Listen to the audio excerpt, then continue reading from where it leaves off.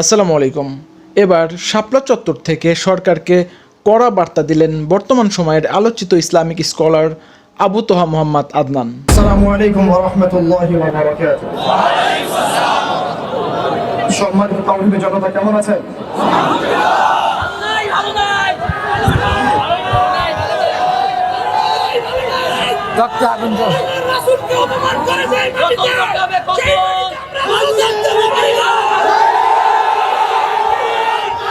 তাকবীর, তাকবীর, তাকবীর। বিসমিল্লাহির রহমানির রহিম। আলহামদুলিল্লাহ নাহমাদুহু ওয়া নুসাল্লি আলা রাসূলিহিল কারীম, আম্মা বা'দ। সম্মানিত তাওহীদের জনতা, আপনারা সকলেই জানেন যে আমরা কি উদ্দেশ্যে এখানে একত্রিত হয়েছে। আল্লাহ রাব্বুল আলামিনের দরবারে আমরা লাখো কোটি শুকরিয়া জ্ঞাপন করছি যে আল্লাহ রাব্বুল আলামিন আমাদেরকে আরো একবার শাপলা চত্বরে আসার তৌফিক দিয়েছেন। এই শাপলা বাংলাদেশকে ঈমান এবং কুফরের মেরুকরণে বিভক্ত করে ফেলেছে। এই শাপলা বাংলাদেশকে তাওহীদ এবং শিরকের মেরুকরণে বিভক্ত করে ফেলেছে। গত জুমার দিন আমরা এখানে ছিলাম।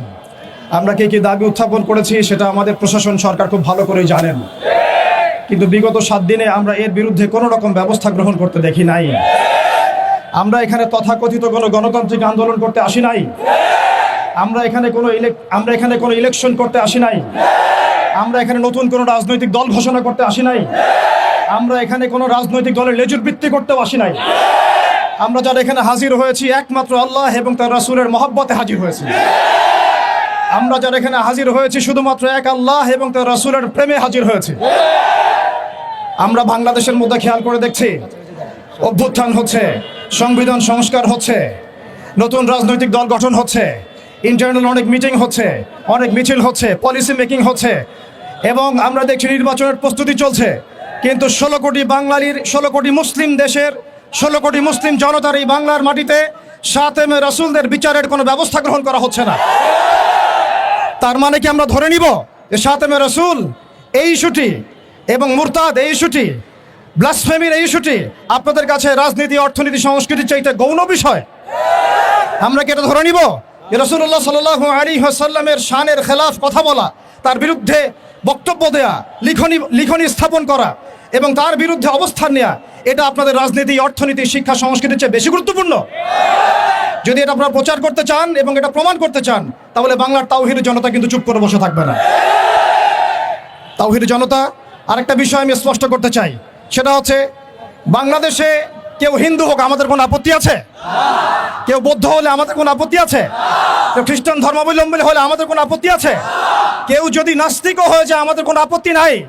কিন্তু নাস্তিকতার দোহাই দিয়ে সেই লেভেলকে ব্যবহার করে যখন আপনি আল্লাহ এবং তার রাসূলের শানে কটূক্তি করবেন, আমাদের আপত্তি তখনই আমরা ঘরে চুপ করে বসে থাকবো না ইনশাআল্লাহ। আপনি নাস্তিক হয়ে জাহান্নামে যান, আমাদের কোনো আপত্তি নাই।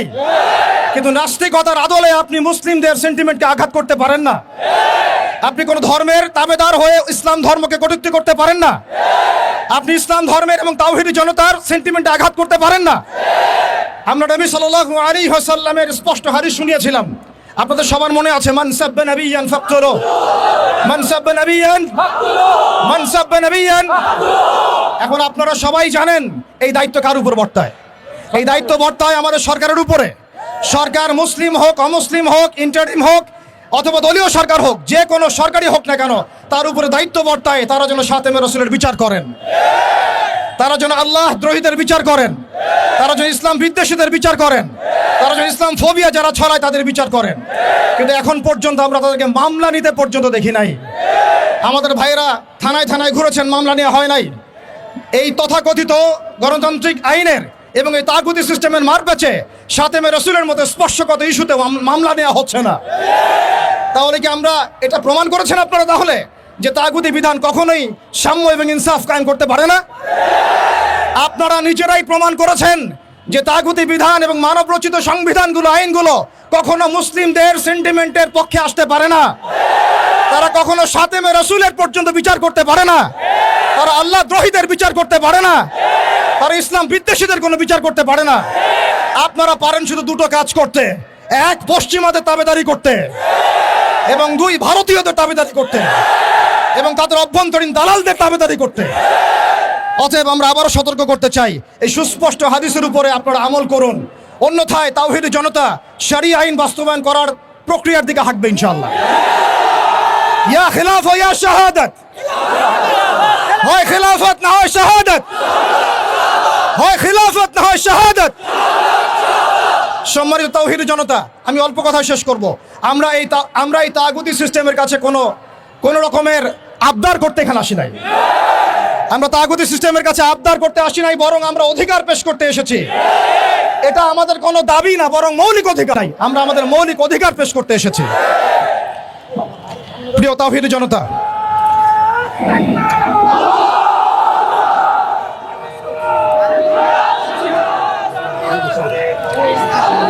প্রিয় তাওহীদি জনতা, আমাদের হাতে সময় কম, আমি 2 মিনিটে শেষ করছি। আমরা এখানে বিগত জুমায় রাখাল রাহা এবং তার দোষকদের ব্যাপারে ব্যবস্থা নেওয়ার জন্য এখানে এসেছিলাম, এই দাবি উত্থাপন করার জন্য এসেছিলাম, কিন্তু আমরা এর কোনো বাস্তব প্রতিফলন দেখি নাই। আজকে আমরা আরো বড় পরিসরে দাবি দেওয়া পেশ করব, বরং এটা আমাদের অধিকার। সেটা হচ্ছে শুধু রাখাল রাহা নয়, বরং যত প্রকার শাতেমে রসুল আছে, যত প্রকার আল্লাহ দ্রোহী আছে, ইসলাম বিদ্বেষী আছে, প্রশাসনের মধ্যে হোক, আমলাতন্ত্রের মধ্যে হোক, এমপি মন্ত্রীর মধ্যে হোক, জনগণের মধ্যে হোক, ব্লগারদের মধ্যে হোক, যে কোনো শ্রেণী পেশার মধ্যে হোক না কেন, তাদের সবার বিচার বাংলার মাটিতে করতে হবে। এখানে আমরা শুধু একজন রাখাল রাহার বিপক্ষে কথা বলতে আসি নাই। আমরা রাখাল রাহার যত রকম দোষর আছে, তাবেদার আছে, সবার বিরুদ্ধে আমাদের অবস্থান স্পষ্ট করতে এসেছি। দ্বিতীয় কথা হচ্ছে, এই সিস্টেম প্রণয়ন করতে হবে এমনভাবে যাতে আন্তর্জাতিক বিচার ব্যবস্থাকে পর্যালোচনা করে এমন একটা ব্লাসফেমি আইন বাংলাদেশে প্রণয়ন করা হয়, যাতে এই বিষয়গুলোর বিচার তো হয়, ইন ফিউচার ভবিষ্যতে বাংলাদেশের মাটিতে কেউ আল্লাহ এবং তার রাসূলকে কটূক্তি করার সাহস না পায়। এমন একটা আইন আমরা প্রণয়ন করতে চাই আপনাদের মাধ্যমে, এবং এমন একটা আইন প্রণয়নের দাবি করতে চাই আপনাদের কাছে, যেই আইনের মধ্য দিয়ে আগামীর বাংলাদেশে কোনো প্রজন্ম গড়ে উঠবে না যারা আল্লাহ এবং তার রাসূলকে গালিগালাজ করে। আমরা জানি আপনারা শরিয়া কায়েম করতে পারবেন না, আমরা জানি আপনারা ইমারা কায়েম করতে পারবেন না, আমরা জানি যে আপনারা আল্লাহর বিধানকে আল্লাহর জমিনে বাস্তবায়ন করার ক্ষমতা রাখেন না, কিন্তু অন্তত শাতেমদের বিচারের আইনটা বাস্তবায়ন করে নিজেদের ঈমান এবং মুসলিমত্বের ন্যূনতম পরিচয়টুকু দেন। নিজেদের ঈমান এবং মুসলিমত্বের ন্যূনতম পরিচয়টুকু আপনারা প্রদান করেন। প্রিয় তাওহীদি জনতা, আমরা শেষ কথা বলছি এটাই, যে আমাদের সরকার এদের বিরুদ্ধে আমাদের অবস্থান নয়, আমাদের প্রশাসন তাদের বিরুদ্ধে আমাদের অবস্থান নয়, আমাদের জনগণ তাদের বিরুদ্ধে আমাদের অবস্থান নয়। আমরা আজকে চাইলে এখানে কোটি মানুষের সমাবেশ করতে পারতাম। আমরা ওয়ার্ল্ড অ্যাফেয়ার্স বুঝি, আমরা জিও পলিটিক্স বুঝি, আমরা দেশের অভ্যন্তরীণ বিশৃঙ্খলাগুলো বুঝি, কিন্তু আমরা শাতেমে রসুলের ইস্যুতে কেউ চুপ থাকবো না ইনশাআল্লাহ। যতদিন পর্যন্ত আপনারা এটা বাস্তবায়ন করবেন না, ততদিন পর্যন্ত বাংলার তাওহীদি জনতা ঘরে কখনোই চুপ করে বসে থাকবে না। অতএব আমরা সরকারকে অনুরোধ করতে চাই, আমাদের নবী আপনার নবী, আমাদের আল্লাহ আপনার আল্লাহ। প্রশাসনকে বলতে চাই, আমাদের নবী আপনার নবী, আমাদের আল্লাহ আপনার আল্লাহ।